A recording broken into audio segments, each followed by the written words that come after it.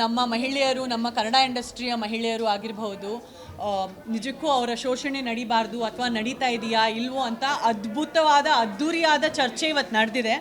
ಇದಕ್ಕಿಂತ ಹಿಂದೆ ನಾನು CM ಸರ್ ಹತ್ರ ಸಂಜನಾ ಗಲ್ರಾನಿ ಫೌಂಡೇಶನಿಂದ ಏಕೈಕ ನಾನು ಒಬ್ಬಳೇ ಹೋದೆ.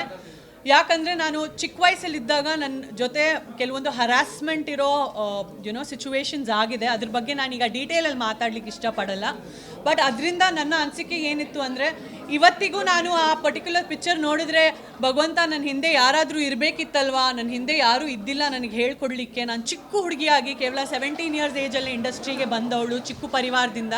ಸೊ ಹಾಗಾಗಿ ನನ್ನ ಮನಸ್ಸಲ್ಲಿ ಆ ನೋವಿತ್ತು. ಹಾಗಾಗಿ ನಾನು ನನ್ನ ಫೌಂಡೇಶನಿಂದ ಸ್ವತಃ CM ಸರ್, ಸಿದ್ದರಾಮಯ್ಯ ಸರ್ಗೆ ಮತ್ತು ಪರಮೇಶ್ವರ್ ಸರ್ ಹತ್ರ ಹೋಗ್ಬಿಟ್ಟು ನಮ್ಮ ಸ್ಯಾಂಡಲ್ವುಡ್ ಸ್ಯಾಂಡಲ್ವುಡ್ ಆರ್ಟಿಸ್ಟ್ ಅಸೋಸಿಯೇಷನ್ ಎಂಬುವುದು ಒಂದು ಸ್ಥಾಪನೆ ಆಗಬೇಕು, SWAA ಅಂತ ಉದ್ದೇಶವಾಗಿ ನಾನು ಧ್ವನಿ ಎತ್ತಿದೆ.